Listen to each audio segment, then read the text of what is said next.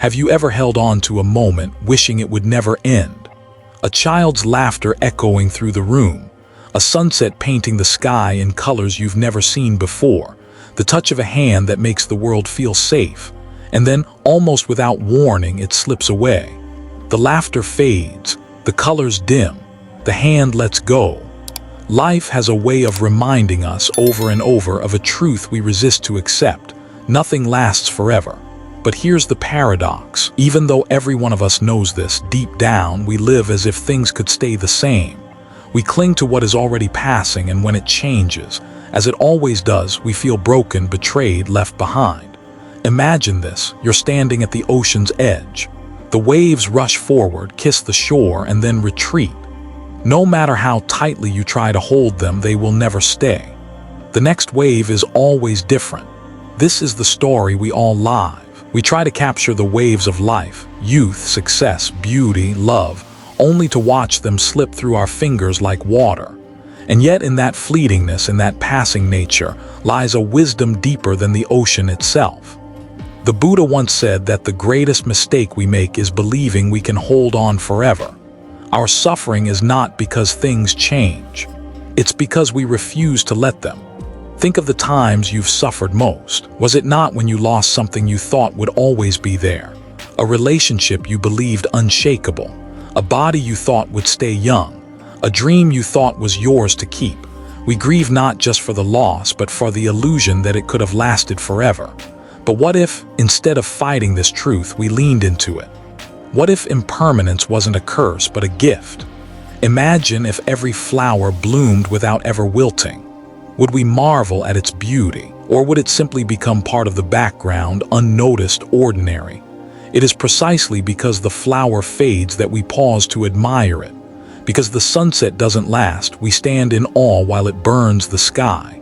Because our lives are finite, each breath has the power to matter. Impermanence is not here to steal from us. It is here to remind us that everything is precious, because nothing can be kept forever. This understanding is not just poetry. It is at the very heart of Buddhist wisdom, the recognition that everything, our bodies, our emotions, our possessions, even our very sense of self, is in constant motion. When we cling, we suffer. When we let go, we begin to see freedom. And so this journey begins here with a truth that at first feels heavy, even painful, that nothing we see, touch, or love will stay exactly as it is. But as we step deeper, we may discover that in this constant change lies not despair, but liberation, not loss, but meaning. The story of impermanence is not something outside of us. It is the story written in our bodies, our memories, our everyday lives. The question is not whether things will change. The question is whether we will awaken to the beauty hidden within that change. And so, with open eyes and an open heart, let us step closer. Closer to the truth that shapes our every breath, closer to understanding why we suffer when we cling, and how we might find peace when we finally learn to let go. From the very beginning of our lives, we are taught to hold on. Hold on to the toys we love. Hold on to the friends we make. Hold on to success, to beauty, to the people who make us feel whole. It seems natural, doesn't it? To believe that what we cherish today should remain with us tomorrow. And yet deep inside, we all know the ending of the story. The toy breaks. The friend moves away. The beauty fades. The people we love cannot walk beside us forever. Still, we resist. We fight against the river of change as if we could stop its flow. This is the struggle written in every human heart, the refusal to accept that life is never still. Have you ever looked in the mirror and been startled? One day, your face holds the glow of youth. The next, there's a line you don't remember seeing before.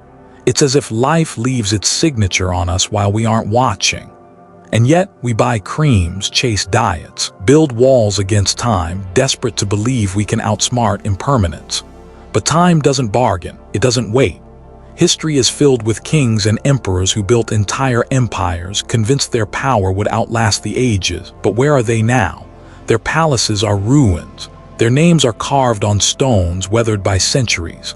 The glory they clung to slipped away like sand in the wind.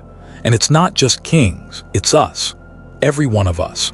We cling to relationships, fearing they'll change. We cling to possessions, fearing they'll be lost. We cling to ideas about ourselves, our identity, our status, our pride, as if these things could freeze in place. But life has no pause button. The more we tighten our grip, the more painful the letting go becomes. Think of a parent watching their child grow. At first, they long for the child to take their first steps. Then they wish the child could stay small forever. But the child keeps growing, moving further into a world of their own. And the parent feels the ache of change, an ache born not from growth itself, but from the wish that it wouldn't happen. This is our struggle. We want the spring without the winter, the dawn without the dusk, life without death. But nature does not work that way. The Buddha observed this struggle and called it one of the great roots of suffering. Not change itself, but the refusal of change. Not impermanence, but our resistance to it. When we cling to what is fleeting, we set ourselves up for heartbreak. We suffer because we demand from life something it was never designed to give. It is like holding a snowflake in your hand. The tighter you press it, the faster it melts. But here is where wisdom begins. If we can see that change is the natural rhythm of life, perhaps we can loosen our grip. Perhaps instead of fighting the river, we can learn to flow with it. This doesn't mean indifference. It means presence. It means embracing what we have while it's here, without demanding it stay. To love deeply, knowing love will evolve. To live fully, knowing life will end. To appreciate every sunrise, not because it will last, but because it won't. And so, the struggle against change reveals itself as the very cause of our pain. But what if, instead of struggling, we understood? What if we looked at impermanence not as an enemy, but as the most honest teacher we will ever have? Because when we truly see impermanence, we begin to glimpse the heart of Buddhist wisdom. Anicca, the truth that everything, without exception, is in motion. And it is here, in understanding this truth, that the path to peace begins to unfold. When we hear the word impermanence, it can sound heavy, even frightening. The end of things, the loss of what we love, the silence after the song. But to the Buddha, impermanence was not a curse. It was wisdom. It was freedom. It was the key that unlocked the door to peace. Look closely and you'll see that impermanence is everywhere. The breath you take right now will not stay. The sound of this voice will fade into silence. The very cells in your body are changing this very moment. Nothing holds still. Nothing remains exactly as it is. Life is a dance and impermanence is the rhythm. The Buddha called this Anicca, the truth that all conditioned things arise, change, and pass away. Picture a candle. Its flame flickers in the dark, burning bright. But every second the wax melts, the wick shortens, and the flame consumes itself. What you see in this moment is not the same flame you saw a moment ago. And yet, it's precisely this flickering, this passing nature, that allows the candle to shine. If the flame never changed, it could never light the darkness. So too with life. It shines because it flows. The beauty of impermanence is that it teaches us two things at once, to cherish what is here and to release it when it goes. Think of a flower blooming in spring. We marvel at its color because we know it will not last. If it bloomed forever, would we still be moved? Or would we walk past it without notice, blind to its beauty? It is impermanence that makes beauty precious. And so, impermanence isn't just a law of nature, it's the very condition that makes life meaningful. Without endings, there could be no beginnings. Without change, there could be no growth. Without loss, there could be no love worth holding. The Buddha did not ask us to fear impermanence. He asked us to see it, to live with eyes open to the truth that everything is in motion. Look at your own life. The struggles you once thought would never end, where are they now? The joys you once believed would last forever, where did they go? And yet here you are, still breathing, still moving through the endless flow of change. If pain is impermanent, it will pass. If joy is impermanent, it must be savored. This is the wisdom hidden in Anicca. When we truly understand impermanence, fear begins to loosen its grip. We no longer cling so tightly to the things we love, because we know clinging will not stop them from changing.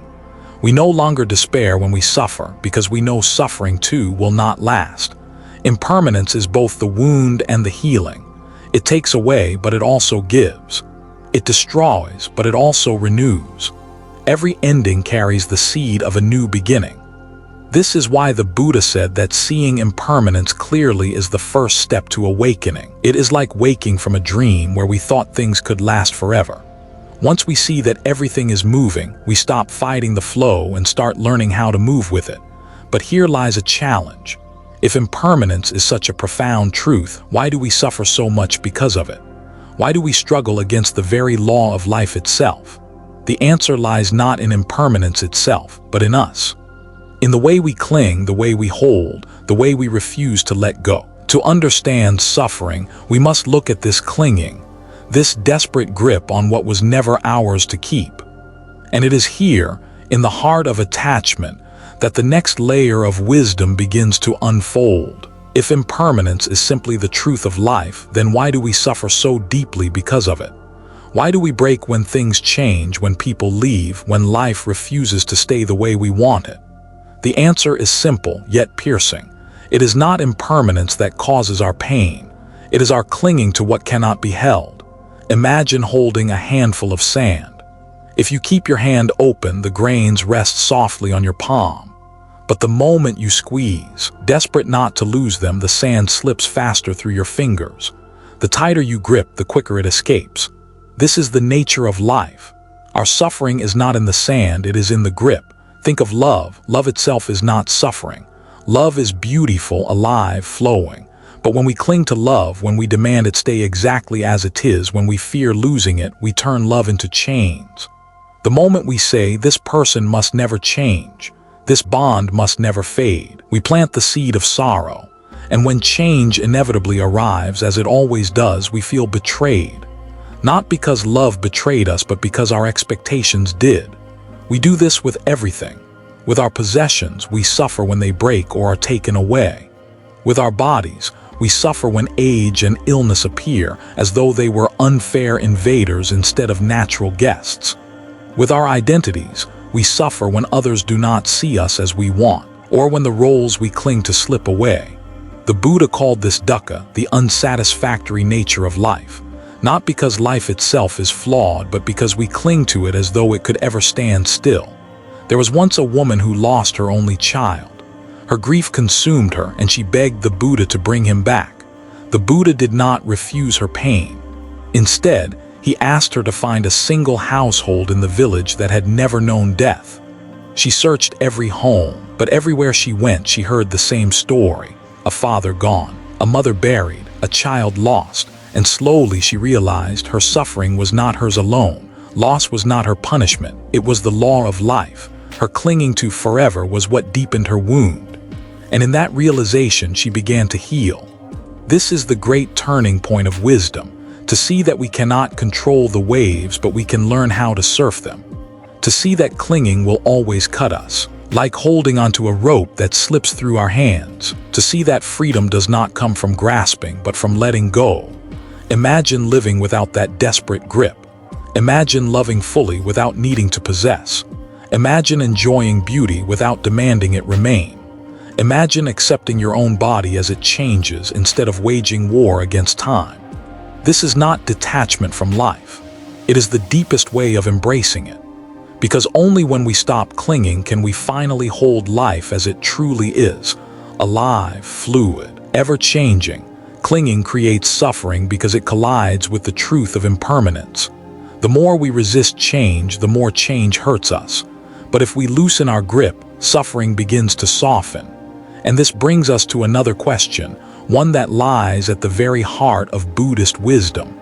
If everything is impermanent, if nothing can truly be held, then what about us? What about this self we cling to so tightly? Perhaps the greatest attachment of all is the one we rarely question, the belief that there is a permanent me at the center of it all. And to understand why we suffer so much, we must turn our gaze there, toward the illusion of ownership, the illusion of self. We cling not only to people, possessions, and moments, we cling most desperately to something far deeper, something we believe defines us, protects us, makes us real. We cling to the idea of me. Think for a moment, when you say this is my body, who is the my? When you say these are my thoughts, who is the I that owns them? When you say this is my life, who is the self you're pointing to? We speak this way every day without question, but what if the very I we hold so tightly is not as solid as we believe? The Buddha taught Anatta the truth of non-self. It is perhaps the most challenging idea for the human mind to grasp, because our whole world feels built around the assumption that I exist as something permanent, separate, and unchanging. But look closer. What you call you is not a single fixed thing. It is a collection, a flow, a process in motion. Your body. It is not truly yours. It changes every day, cells dying and renewing, bones aging, blood moving. No matter how tightly you cling, you cannot command it to stay young, nor stop it from one day dissolving into dust. Your mind, it shifts constantly. Thoughts arise, vanish, replaced by others. Emotions surge, soften, and fade like waves on the shore. Even your personality, what you like, what you fear, evolves with time. So where is the you that never changes? Look carefully, and it cannot be found. This realization is not meant to frighten us. It is meant to free us, because the illusion of ownership, the belief that this is mine, this is me, this is who I am, is the root of so much suffering. When the body grows old, we cry, I am losing myself. When possessions slip away, we panic, my life is falling apart. When others challenge our identity, we rage, they don't see the real me. But all along, what we call me was never fixed. It was a river, flowing, shifting, endlessly changing. Think of a flame. It burns brightly, but is it the same flame from one moment to the next? The fuel changes, the air changes, the fire shifts, and yet we point and say that is the flame. The self is like that, a process mistaken for a thing, a flowing reality mistaken for a solid identity. The Buddha compared this to the 5 aggregates: form, feeling, perception, mental formations, and consciousness. Together, they create the illusion of a self. But each is impermanent, each is changing. None can be held as I or mine. To cling to them is to cling to smoke, believing it is stone. And here lies the gift. When we loosen the illusion of self, suffering begins to fade. We realize we do not own our bodies, so we stop warring against age. We realize we do not own our thoughts, so we stop drowning in them. We realize we do not own life itself, so we stop living in fear of losing it. What remains is not emptiness but freedom, a freedom where compassion flows more naturally because we see others as part of the same river, a freedom where peace arises because there is no I left to be constantly defended. This truth is not easy. It asks us to release the deepest attachment of all, but once glimpsed, it changes everything. The illusion of ownership dissolves and life reveals itself not as mine, but as life itself. Vast, interconnected, ever-changing, and perhaps nowhere is this truth clearer than in the story of the Buddha's own life. For he was not only a teacher of impermanence and non-self, he lived them. His very journey from prince to awakened one was a testament to letting go. And so, to see how these truths were not just spoken but embodied, let us look at his story. For within his life are lessons that continue to echo across centuries, reminding us of the wisdom of impermanence, the reality of non-self, and the freedom found in release. If impermanence and non-self sound like distant philosophies, let us remember, they were once the heartbeat of a man's journey, a journey that began not in forests or temples, but in a palace of gold. The young Prince Siddhartha was surrounded by comfort, wealth, and beauty. Every desire was fulfilled before it even reached his lips. His father, fearing the prophecy that his son might abandon royal life, kept him hidden from the harsher truths of the world. But impermanence cannot be hidden forever. One day, riding beyond the palace gates, Siddhartha encountered the sights that would awaken his heart. An old man, frail and bent with age, a sick man groaning in pain, a corpse lifeless and still. For the first time he realized this fate awaits all of us. No wealth, no power, no fortress of luxury could protect anyone from the truth of change. And then he saw a fourth sight, a wandering monk, serene, detached, carrying nothing yet radiating peace. In that moment, Siddhartha understood. If suffering is inevitable, there must also be a path to transcend it, so he walked away from everything. The palace, the riches, the power, the identity of prince. He laid it all down in the silence of the night, leaving even his newborn son behind. Was this cruelty? No, it was courage. He was not running away from life. He was running toward the truth of it. He sought wisdom in teachers, mastered meditation techniques, and practiced severe austerities, starving himself, punishing his body, trying to conquer desire through force. But still, suffering remained. Until one quiet evening, seated beneath a bodhi tree, he stopped fighting. He let go, not clinging to pleasure, not clinging to pain, not clinging to self. And in that letting go, awakening blossomed. He saw clearly, life is impermanent. Clinging creates suffering, and the self we defend so fiercely is but an illusion. This was the birth of the Buddha, the awakened one. From his life, we learn that even the most privileged existence cannot protect us from impermanence. We learn that truth cannot be found by clinging, whether to wealth, to pleasure, or even to suffering. And most of all, we learn that freedom comes not by adding more to life, but by releasing what was never truly ours. Think of your own life. How much energy is spent protecting an identity, chasing possessions, hiding from age, avoiding discomfort? We build palaces, maybe not of gold, but of routines, careers, and roles. And yet sooner or later, impermanence walks through the gates, just as it did for Siddhartha. And just as he discovered, we too can choose to deny, to cling, to fight, or to awaken. The Buddha's story is not just ancient history. It is a mirror, showing us the same struggles and the same possibility of liberation in our own lives. But awakening is not a single event under a tree. It is a practice, a path, a way of meeting impermanence with wisdom instead of fear. And that path begins with understanding what freedom from clinging truly looks like in daily life. What does it mean to live with impermanence? Not as an idea, but as a guiding truth. How can letting go become not loss, but liberation? The answers unfold in the next step of our journey. When words and philosophies feel distant, nature has a way of teaching us directly. No sutra is needed, no temple walls required. Just step outside and impermanence reveals itself everywhere. Look at the sky at dawn. The soft pink fades into gold, the gold into bright blue, then into the fiery glow of sunset, and finally into night. No moment holds its color. The sky never clings to what it was.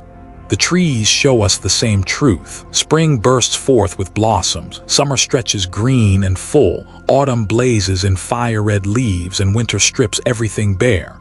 And yet none of the seasons last. Each is beautiful precisely because it does not stay. Have you noticed how rivers never pause? The water you touch now is not the water you touched a moment ago. Like life itself, the river is always moving, always new, always beyond grasp. And then there are the mountains, standing tall for millions of years.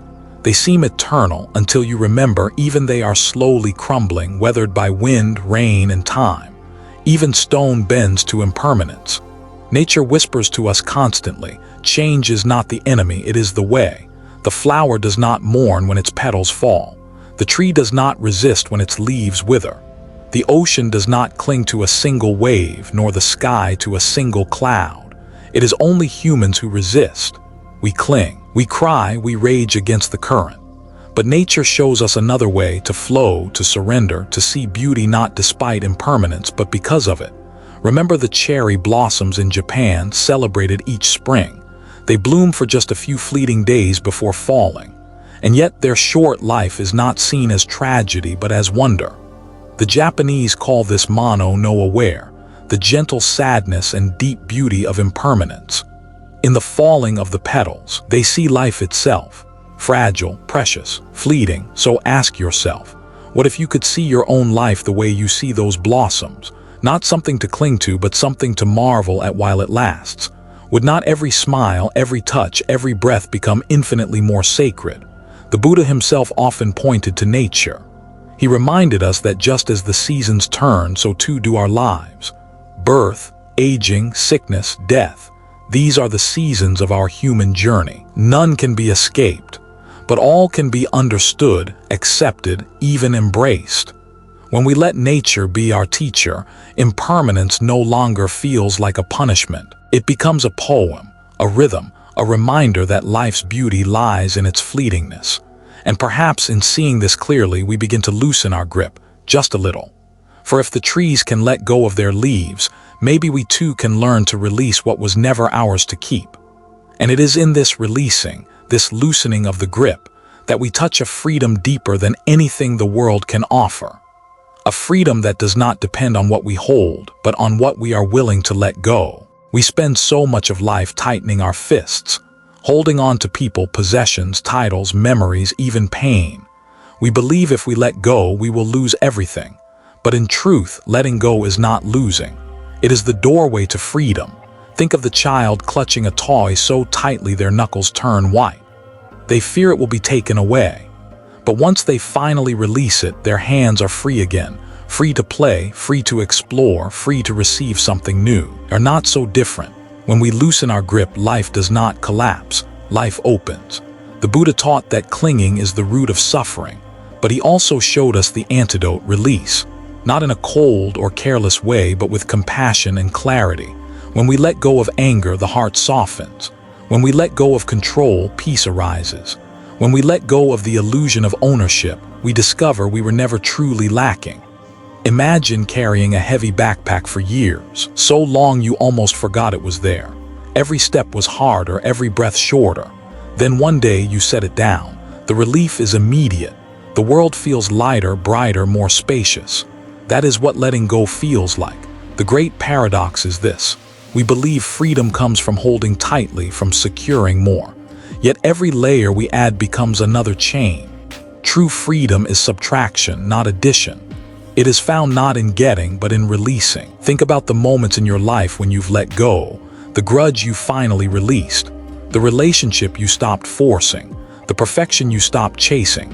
Did you feel weaker, or did you feel lighter? Letting go is not giving up. It is giving yourself back. The Buddha did not teach us to abandon life. He taught us to live it without chains, to love without owning, to work without being possessed by success, to walk through impermanence not as prisoners, but as free beings. And here is the beautiful irony. When we let go, we do not lose what truly matters. We only lose the illusions, control, permanence, ownership. What remains is love, presence, peace, things no one can ever take away. So the question is not, what will I lose if I let go? The real question is, what chains am I ready to break? And when those chains fall, when the burden lifts, we find a stillness so vast it can hold every joy and every sorrow without fear. This stillness is not death, nor emptiness. It is liberation. And from here, from this freedom, another truth begins to shine. That everything we let go of was never ours in the first place. Freedom is not found only in temples or forests. It is not reserved for monks sitting beneath trees. The wisdom of impermanence lives here in the very rhythm of our daily lives. The question is, how do we practice it not as an idea but as a way of being? Start with the morning. When the sun rises, notice its light. It will never be this exact sunrise again. Tomorrow's sky will be different. Tomorrow's breath will be different. Can you see the gift of this unrepeatable moment? As you sip your tea or coffee, feel its warmth. That taste, that aroma will fade within minutes, but in recognizing its impermanence, gratitude deepens. The ordinary becomes sacred. Practice impermanence with the people you love. The next time you hold someone close, remember, this embrace will not last forever. Not because love will disappear, but because life itself is always moving. When you see this clearly, you don't take them for granted. You listen more deeply. You speak with more kindness. Every goodbye becomes softer, every I love you more real. Practice impermanence also with difficulties. When anger rises, remember it will pass. When grief feels endless, remember it too will change. No emotion is permanent, no storm lasts forever. This simple truth can carry you through the darkest nights. You can bring this practice even to small frustrations. Stuck in traffic. Notice how the red light changes to green, how the minutes shift. Everything moves. Even impatience can teach impermanence. At work, when stress builds, remember, this task, this deadline, this pressure, none of it is eternal. It will pass like clouds across the sky. In that remembrance, the heart softens. Your phone, your possessions, even your career, they too are impermanent. One day, the latest device will be obsolete. One day, the house you live in will belong to another. Even your job, your role, your identity, these will all shift. Instead of fearing this truth, practice embracing it. Use what you have fully while it is here, then release it gracefully when it goes. Practicing impermanence doesn't mean detachment without love. It means loving more fiercely because you know time is short. It means savoring more deeply because you know nothing lasts. It means living more fully because you understand that this breath, right now, is your only guarantee. The Buddha once said, "All conditioned things are impermanent." When one sees this with wisdom, one turns away from suffering. So let every day become your teacher, every flower that blooms and fades, every laugh that bursts and fades into silence, every moment shining and slipping away. This is the art of practicing impermanence in daily life, not to escape the world but to embrace it more deeply. Not to run from change but to walk with it hand in hand. And when we live this way, something extraordinary happens. We discover that impermanence is not just a truth to accept, but a doorway to joy, peace, and awakening. And with that awakening, we return to where we began, to the story we all live, the truth that nothing can be kept forever, and yet, life is infinitely precious because of it. From the very beginning, we walk together through a truth that is both simple and profound. There is nothing we can keep forever. At first, this truth feels heavy, like a shadow following us through life. But step by step, we have seen that impermanence is not a curse. It is the very thing that makes life precious. It is the secret thread weaving sorrow and joy into a tapestry of meaning. Think of the sunset. If the sun never set, would we cherish its colors? Think of music. If a song had no ending, would it ever touch our hearts? It is the fleetingness that makes beauty possible. So too with life. Every smile, every embrace, every breath, precious not despite their brevity but because of it. The Buddha showed us. Suffering comes from clinging, from trying to hold what cannot be held. But peace comes from release, from flowing with change, from letting life be as it is. To let go is not to lose. It is to live freely, to love without fear, to walk lightly through a world that is always moving. So perhaps the real beauty of impermanence is this. It teaches us to show up fully, to be kind now, not later, to forgive now, not someday, to love with open hands, not clenched fists, because everything passes. And that is what makes this moment, the one you are living right now, so sacred. As this reflection comes to a close, remember, impermanence is not the end of joy but the source of it. Every goodbye makes space for a new hello. Every ending is the soil for a new beginning. Every letting go is, in truth, a letting in. So breathe deeply, smile softly, and walk forward with the courage to let life flow. For in letting go, we do not fall into emptiness. We fall into freedom. This is the beauty of impermanence. This is the gift of letting go. If these reflections touch something within you, know that this journey does not end here. The wisdom of impermanence is a path we walk together, one step, one breath, one moment at a time. If you wish to continue exploring these truths, we welcome you to be part of this community. Subscribe to Zen Buddhism Wisdom and walk with us as we share more teachings, stories, and reflections to nourish the heart. And if today's message resonated with you, consider sharing it with someone who might need a reminder that even in change, there is beauty, and in letting go, there is freedom. Until next time, may your path be gentle, your heart be light, and your spirit rest in peace.